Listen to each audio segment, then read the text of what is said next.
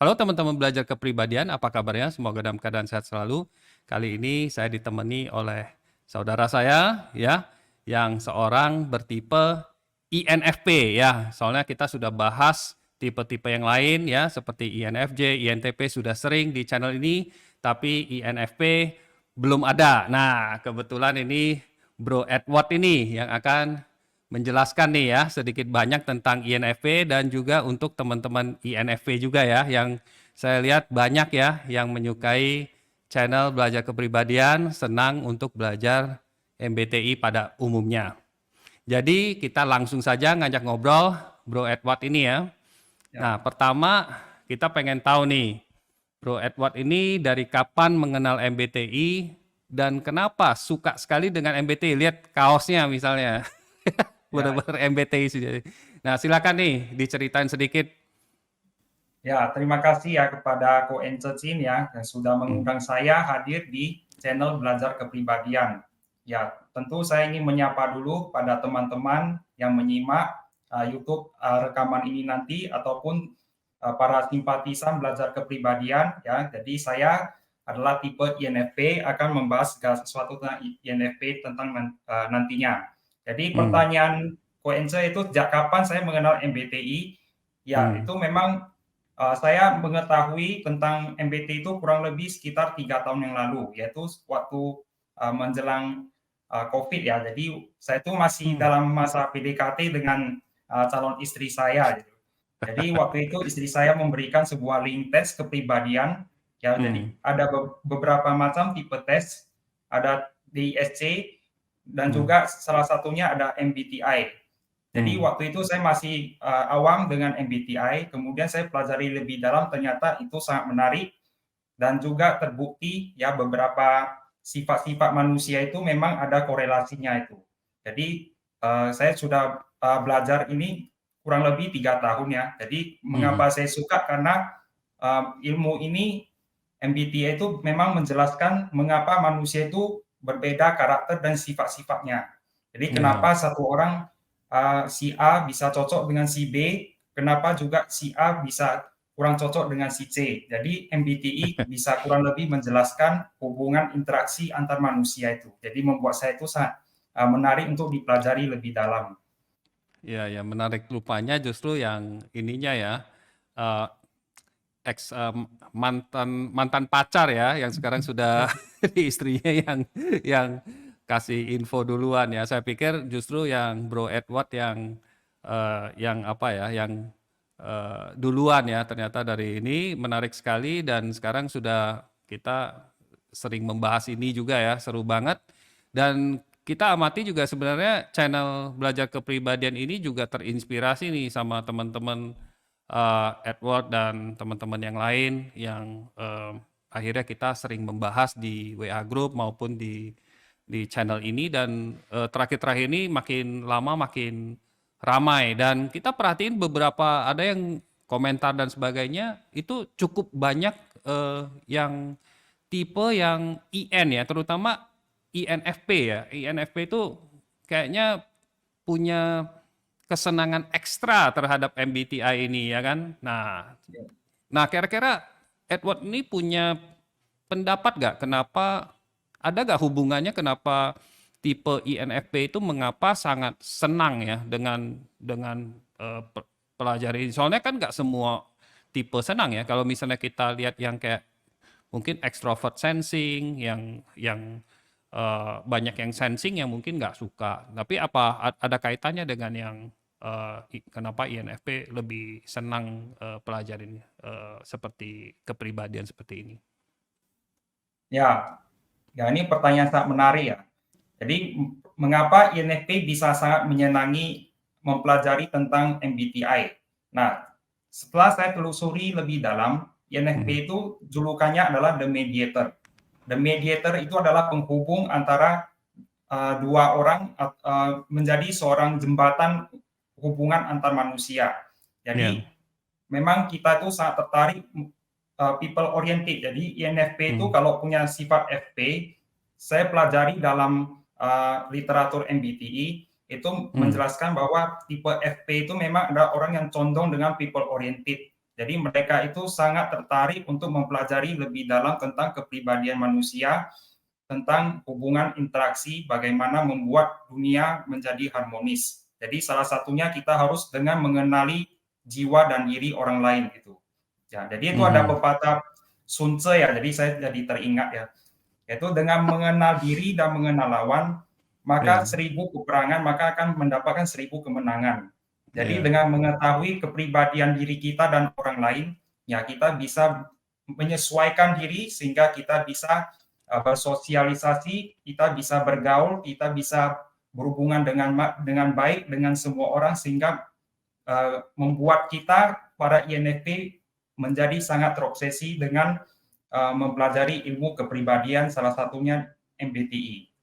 iya, masuk akal ya mmm, kalau misalnya kita menyadari bahwa nggak setiap orang sama, itu merupakan suatu keunggulan juga. Mulai kita sadar, oh orang beda-beda. Dari kepribadian ini, INFP bisa ibaratnya bisa tahu ya tipe-tipe orang ini dan dia suka apa, dia mungkin nggak suka apa, dan juga bisa menjaga hubungan baik seperti itu dengan berbagai tipe. Nah, tapi saya juga sering lihat ya dari literatur, artikel, ataupun ada video yang di mana INFP itu ya dengar kabar memang sering kadang-kadang sering menjadi underrated atau sering kurang diapresiasi orang lain. Padahal sebenarnya punya kelebihan.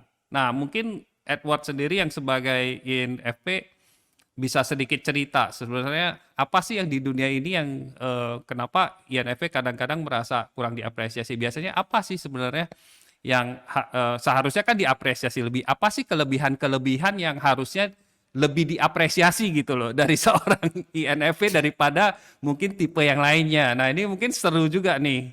Ya kan? Nah, gimana tuh ininya? Salah satunya pemikiran kita yang terlalu idealis ya. Jadi kita itu memang menganggap dunia itu semuanya itu orang baik gitu. Jadi bagi Hmm. INFP itu tidak ada orang yang jahat itu. Yang Oh gitu. jahat itu hanyalah milik orang baik yang disakiti gitu. Seperti pepatah film Joker itu. Ya, jadi menurut saya ya manusia itu sebetulnya ya kelebihan itu ya pasti akan diapresiasi. Cuman kita Iya, tuh INFP cenderung lebih menyimpan, iya. kita kurang mengekspos ya karena kita dominan, fungsi dominan kita itu adalah FI. FI itu adalah introverted feeling gitu. Jadi ya kita itu, tumbuh dari kecil hingga dewasa berdasarkan eee, prinsip nilai-nilai moral yang kita pegang gitu.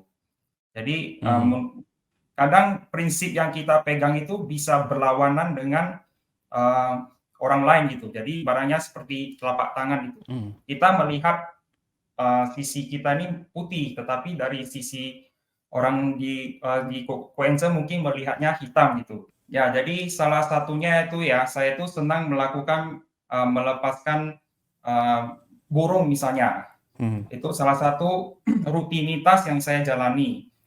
Nah, mhm, kadang hal-hal baik seperti itu mhm, bisa timbul pertentangan dalam masyarakat, mhm. di mana, Bisa pertentangan eee, gimana tuh? Heeh, ya pertentangan itu maksudnya mhm, ada yang pro dan ada yang kontra gitu. mhm, Nah, mhm, jadi sebetulnya, mhm, ketika prinsip yang kita pegang, nilai mhm, yang kita anggap baik itu, mhm, kadang bisa dianggap, orang lain itu menganggap kita itu, mubazir, melakukan hal-hal mhm, yang kurang bermanfaat. mhm, Jadi menurut saya sebenarnya kelebihan kita itu yang kurang diapresiasi itu sebetulnya adalah kita tuh terlalu idealis, menganggap semua itu baik. Jadi memang kita harus bisa, eee, menyadari bahwa kadang apapun yang kita anggap baik, belum tentu orang lain tuh bisa menilai kita tuh, juga sama pemikirannya gitu. mhm. Dan juga, menarik sekali kalau INFP, sebelum belajar MBTI atau sebelum menyadari, lebih cenderung untuk menganggap orang lain itu semuanya baik ya. Jadi kayak misalnya, Ya, oh kalau semua baik, jadi itu padahal belum tentu, itu bisa bahaya juga, ada yang ya. bisa mencelakakan juga ya gitu ya. Jadi Ya, itu menarik dan kemudian yang kelebihan idealisme itu loh yang harusnya dihargai lebih kan istilahnya ya kan. Jadi ya, mestinya moral nilai-nilai yang mungkin religius atau spiritual itu harusnya di dunia ini dihargai lebih tapi lebih di dunia ini yang dihargai kadang-kadang tidak begitu diapresiasi begitu ya. Yang ya. soal-soal seperti idealis, spiritual dan sebagainya. Itu yang mestinya dan biasanya INFP cocok lah di bidang kamu ini ya Edward sendiri merasa seperti itu ya. Menarik, menarik sekali. Oke, nah sekarang juga karena introverted feeling yang menjadi suatu apa istilahnya dominant function dan di mana begitu selain moral-moral nilai tapi juga tentunya lebih mudah merasakan perasaan bukan hanya di dalam diri, kadang-kadang kita juga mungkin merasakan kalau nilai-nilai yang ada di masyarakat kurang cocok mungkin bisa sedikit emosional atau merasa baper nih ya kita kayak nggak merasa enak nih misalnya yang sebagai INFP saya dengar seperti itu dari kontennya Edward juga ya sempat bilang salah satu cirinya adalah baper. Nah masalahnya kan itu sesuatu yang tidak sebenarnya tidak ada orang menginginkan baper kan, bukan bukan suatu kelebihan kan. Nah, tentunya kalau misalnya itu tiba-tiba muncul nih, ya Edward misalnya kamu berbenturan tadi bilang dengan berdebat mungkin dengan kamu anggap ini moral yang benar, orang lain mungkin melihat yang berbeda dan tentunya mungkin kamu bisa merasa emosional. Nah, bagaimana cara kamu tuh supaya bisa sebagai INFP tuh bisa kalem, bisa lebih mungkin lebih menenangkan itu loh ya dan itu kan mungkin suatu tips yang mungkin bagus buat teman-teman INFP yang lain juga mungkin merasa teman terpendam seperti itu. Mungkin Edward yang lebih mungkin ada pengalaman di situ bisa sedikit cerita-cerita sedikit gimana caranya. Wah, ini tips cara mengatasi baper ala INFP ya. Iya, Wah, iya ini betul. pertanyaan yang sangat menarik nih. Iya. Ya, ini pun saya sambil jawab nih, saya masih sambil mikir ya. Jadi Iya, iya ya intinya sampai. baper itu ya saya kira wajar ya. Bahkan orang Hmm, thinking saya kira juga bisa baper. Apakah Koensen juga iya. seperti itu? Bisa baper nggak? Iya pasti. Meskipun thinking gitu. Pasti. Kalau cara saya ya kita sambil sambil brainstorm ya, sambil sambil ngobrol. Kalau kalau orang thinking dia akan berusaha merasionalisasikan sesuatu yang buruk terjadi kepadanya kan. Kayak Ya. apa kayak misalnya logikanya begitu ya kan. Jadi kita berusaha untuk ya mikirin ya mungkin ini terjadi ke kita ya mungkin logikanya karena kita begini-begini. Jadi kita akhirnya bisa lebih bisa terima karena lebih menggunakan rasio atau logika sih untuk kalau untuk saya dan tentunya iya saya juga bisa merasakan sesuatu yang nggak enak ya misalnya ada ketidakadilan yang dituduhkan kepada kita ya kan em, misalnya kita tidak berbuat seperti itu atau tidak bermaksud seperti itu tapi kita dituduh kamu tuh apa salah kurang baik. Nah, itu bisa juga baper di situ karena kita merasa loh kita menjalankan sesuai dengan aturan kok kita menjalankan sesuai logika kok, ya kan? Tidak asal-asalan seperti itu. Nah, Ya, itu. ya kalau menurut saya ya, Iya, gimana? masalah emosional ini kan kita harus cari penyebabnya apa dulu. Hmm. Jadi ya kalau setelah kita mempelajari MBTI, ya kita harus bisa mengerti bahwa kita dengan orang lain itu sebetulnya adalah unik dan berbeda gitu. Nah, Hmm. jadi kalau timbul perasaan baper, ya biasanya ya kita berusaha mengalihkan dengan melakukan kegiatan yang lain gitu.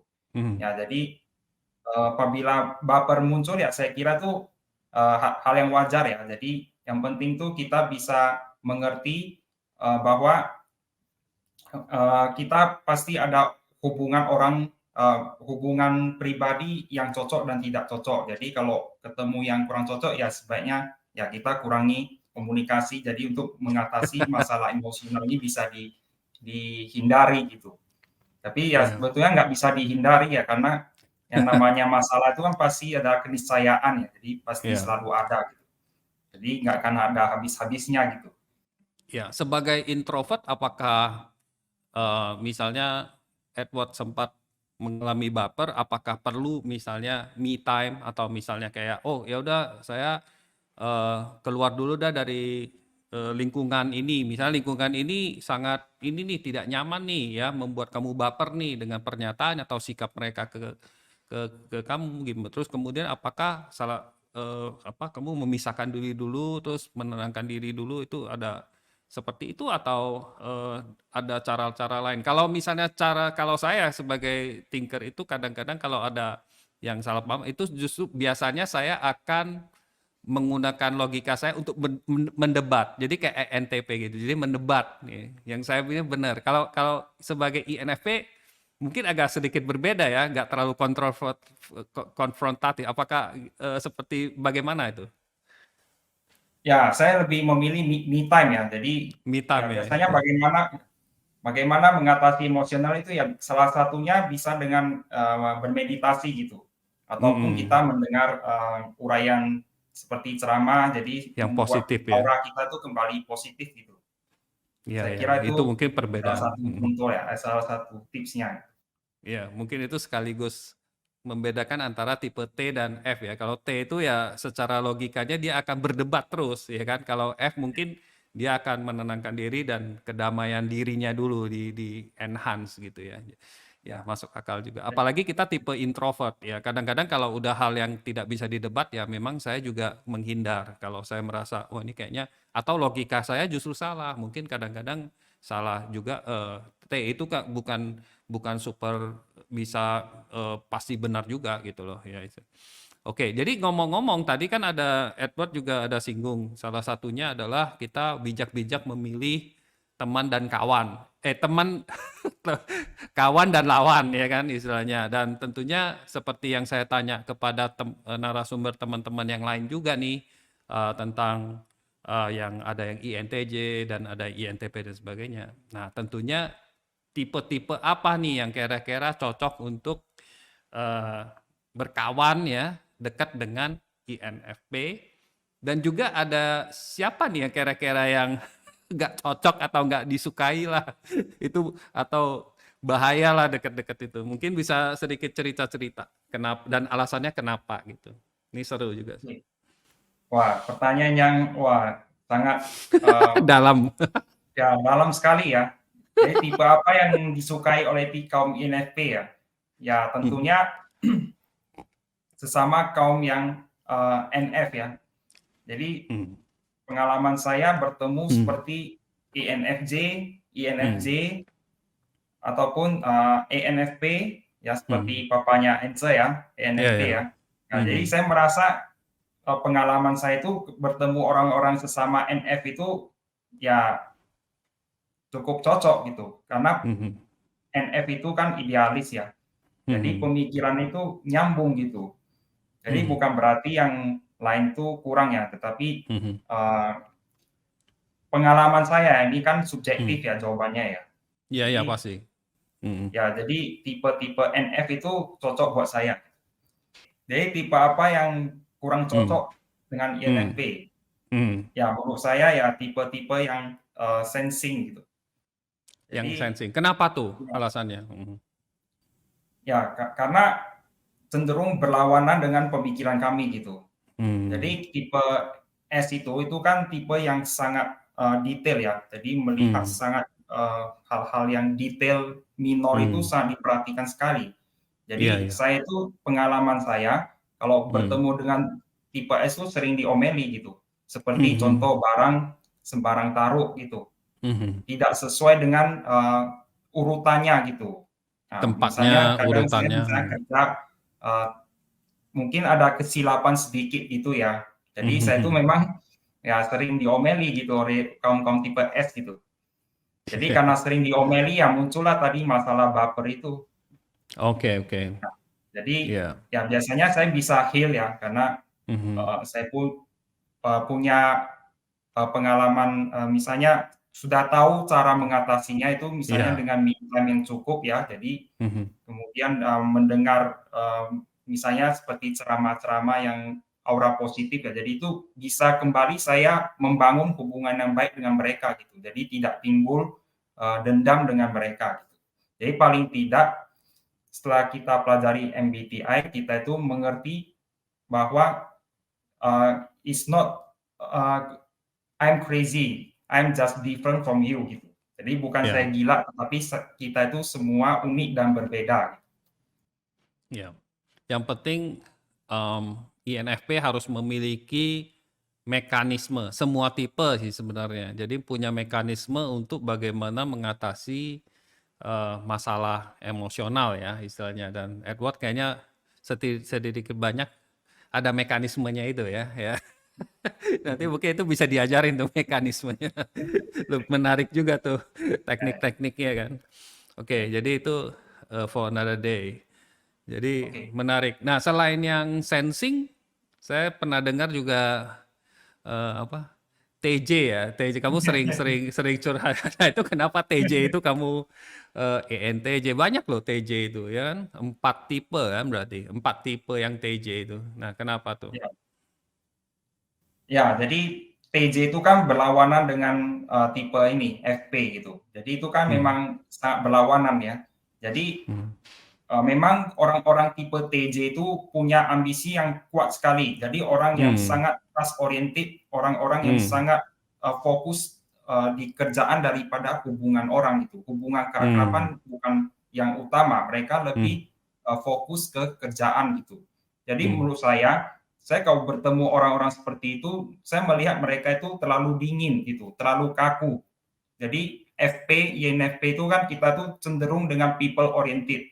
Jadi Hmm. sering kadang ketika kita ingin misalnya membangun hubungan keakraban dengan mereka, mungkin basa-basi atau mengenal lebih dalam, mereka itu cenderung menganggap kita itu seperti membuang-buang waktu ataupun kita itu kepo gitu.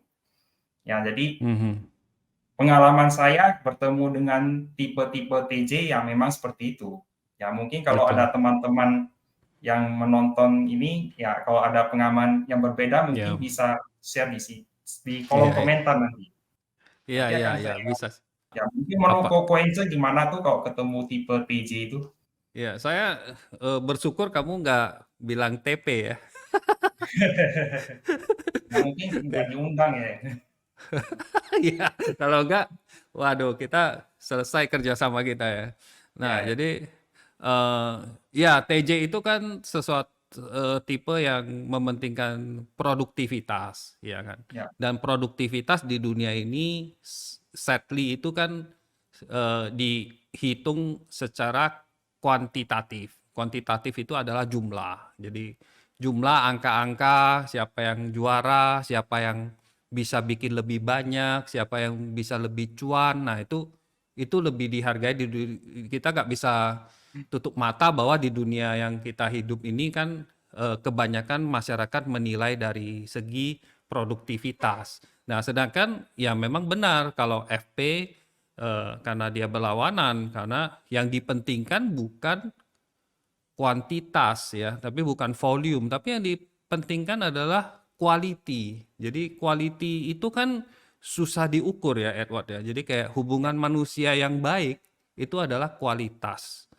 ya, Jadi hal-hal seperti itu yang kalau nggak dinilai itu jadinya nggak nyambung. Jadi satu orang bilang kamu udah bikin berapa, kamu udah cuan berapa, ya kan? Sedangkan FP lebih bagaimana hubungannya sama keluarga, bagaimana dengan masyarakat misalnya berbuat baik ke masyarakat dianggap TJ itu kurang produktif karena itu justru nggak efisien kan malah kita istilahnya bukan bukan plus tapi minus karena ada sesuatu yang keluar tapi menurut FP ini adalah plus membantu orang lain adalah sesuatu yang plus jadi mungkin itu di segi titik ini. Nah sekarang kalau yang TP kita berada di netral lah misalnya kita bisa melihat apalagi yang N ya yang intuisi seperti saya ya saya bisa melihat kalian tuh berdua tuh ada masing-masing ada benarnya bukan bukan berarti satu lebih hebat dari yang lain cuma saya ngerti kenapa kalian istilahnya berperang saya dari atas bukit lihat kalian berperang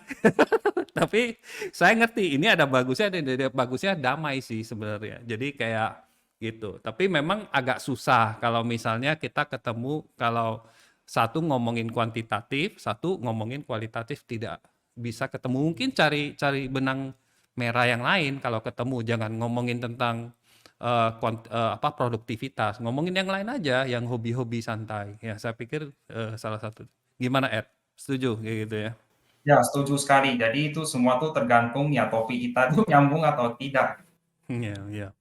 Ya, dan kemudian sebagai N, kalau intuitionnya sangat kuat, ketemu orang sensing juga itu memang benar sih. Jadi satu orang ngomong ide-ide gagasan yang nggak kelihatan, ya kan. Sedangkan sensing yang kuat dia akan ngomongin tentang material, bener-bener barang yang bisa dirasakan. Jadi bisa dilihat, bisa dipakai dan sebagainya. Itu sesuatu yang akan berbeda dengan ininya. Jadi mudah-mudahan bisa ketemu di huruf yang lain ya, mungkin kayak gitu. Nah, Ya. seru. Nah, selanjutnya, pertanyaan selanjutnya adalah karir atau usaha ideal yang menurut kamu cocok untuk INFP ya, menurut Edward nih. Atau yang Edward mau jalanin nih, mungkin ada planning kan. Oh, kira-kira cocoknya bakalan kayak gimana? Iya. Ya, jadi Hmm. tentu seperti yang saya sampaikan tadi di awal ya. Jadi itu INFP itu ada tipe yang idealis. Ya, berarti tipe kita harus mencari pekerjaan yang berhubungan dengan interaksi manusia. Ya, jadi kita itu ya mungkin salah satunya itu bisa jadi counseling psikologi gitu. Nah, Hmm. kita bisa jadi counselor karena kita itu kan tadi sudah disampaikan bahwa tipe INFP itu sangat tertarik mempelajari kepribadian. Mhm. Jadi kita itu INFP salah satunya bisa menjadi seorang counselor psikologis, menjadi guru karena Mhm. berhubungan dengan manusia, berhubungan dengan murid-murid, dengan orang-orang. Ya, Mhm. kemudian mungkin berhubungan dengan art ya, jadi seperti profesi Koense ya, itu Mhm. dengan fotografi tentang Mhm. kesenian art yaitu Mhm. juga cocok, berhubungan Mhm. dengan kreativitas, ya jadi Mhm. seperti menulis buku ya. Nah, Mhm. seperti ada satu penulis yang cukup terkenal yang berjudul Titik Nol, yang Mhm. namanya Agustinus ya, itu Iya, iya. orangnya sangat sukses, itu juga adalah salah satu contoh INFP yang berhasil gitu. Hmm. Nah, jadi sebetulnya kalau bicara karir usaha ya itu yang paling paling penting berhubungan pekerjaan yang berhubungan dengan kesenian, Mhm. berhubungan dengan kreativitas, berhubungan Mhm. dengan manusia, itu interaksi manusia gitu. Ya, Iya. jadi saya kira teman-teman INFP juga bisa berkarir di banyak ya, tidak Iya, iya, harus banyak. yang saya sampaikan tadi. Betul, itu Jadi mungkin cukup 3 kriteria itu aja gitu. ya cukup luas itu Edward. Sebenarnya nggak ada kerjaannya cukup cukup banyak pilihannya kalau melihat dari kriteria karena dunia ini kayaknya orang nambah terus ya. Saya nggak melihat orang tuh makin dikit. Jadi Ya, banyak orang yang perlu dimediasi, perlu diurusin ya kan, perasaannya dan mungkin juga perkembangan kepribadian mereka ya kan kayak gitu-gitu yang mungkin excited untuk eh, seorang INFP ya kan. ya. Nah, terus yang mungkin yang terakhir nih, adakah pesan-pesan ya apa yang mungkin saya belum tanyain tentang untuk teman-teman pencinta MBTI pada umumnya ya secara umum lah gitu ya nggak cuman INFP atau mau untuk INFP atau yang lain juga boleh itu Ya. gimana Edward ada gak yang kamu pengen sampaikan? Ya, saya kan memberikan pesan tuh dalam bentuk sebuah cerita ya. Jadi cerita itu Mhm. ada 6 orang buta yang ingin Hmm. mengetahui itu gajah itu seperti apa gitu. Nah, Hmm. jadi ada 6 orang buta itu yang pertama, orang pertama karena dia buta, dia itu hanya memegang gading gajah itu. Hmm. Ya. Jadi mereka tuh berpendapat, orang-orang yang pertama ini berpendapat bahwa gajah itu adalah seperti gading, yaitu hanya berupa tulang yang melengkung saja. Hmm. Itu yang pertama. Hmm. Yang kedua, orang buta yang kedua adalah memeluk kakinya gajah, yaitu Hmm. berbentuk seperti pilar. Nah, Hmm. jadi orang buta kedua ini berpendapat bahwa gajah itu seperti pilar. Hmm. Kemudian yang ketiga, orang buta itu memegang badannya gajah gitu. Jadi mereka Hmm. itu menganggap gajah itu adalah tembok gitu. Hmm. Kemudian yang keempat, orang buta yang keempat itu memegang ekornya saja. Gitu. Nah, mereka berpendapat bahwa gajah itu seperti ular yang berbulu gitu. Nah, yang kelima, orang buta yang kelima itu memegang belalai. Nah, jadi berpendapat bahwa gajah itu seperti selang gitu, selang yang panjang yang bisa bergerak-gerak. Nah, kemudian orang buta keenam memegang telinganya gitu, karena mereka itu buta, mereka itu bersikeras berpendapat bahwa yang paling benar itu masing-masing itu semua saling berdebat gitu. Nah, demikian juga dengan belajar kepribadian. Jadi sebaiknya kita itu mau belajar dari banyak sudut pandang kepribadian. Misalnya di SC, Power of Number, Human Design, astrologi, dan yang lain-lain gitu.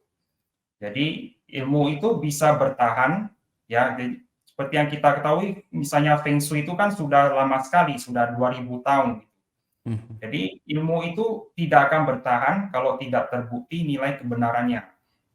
Nah, demikian juga dengan untuk teman-teman pecinta MBTI, ya kita tuh harus banyak belajar dari banyak sumber. Jadi tidak fanatik hanya MBTI. Kita harus belajar dari sudut pandang lain sehingga mereka itu saling melengkapi, sama seperti cerita 6 orang buta itu. Kalau mereka tidak berdebat, mereka itu saling menggabung, maka kesimpulan gajah itu adalah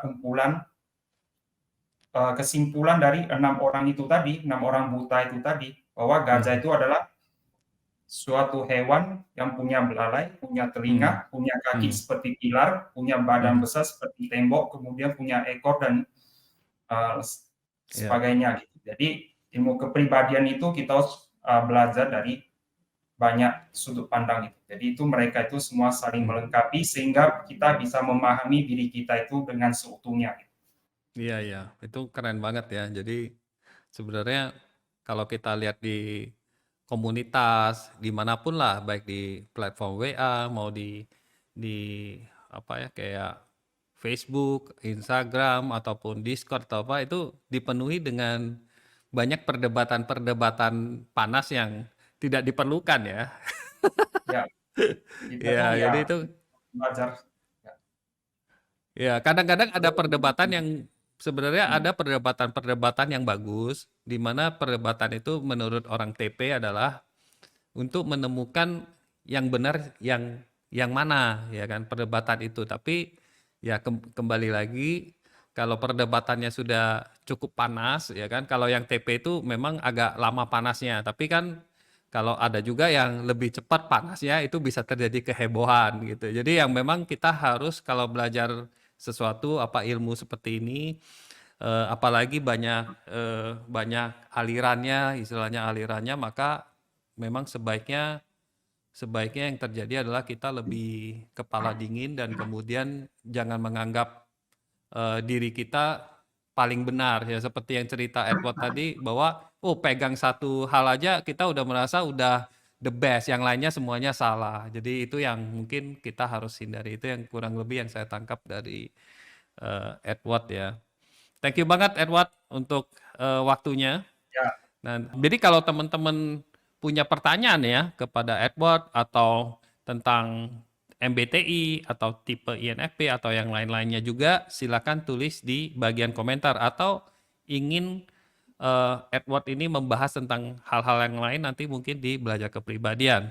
Thank you banget ya kepada teman-teman yang sudah menyimak. Sampai jumpa lagi. Oke? Bye. ya terima kasih ya. Ya, salam belajar kepribadian. Oke.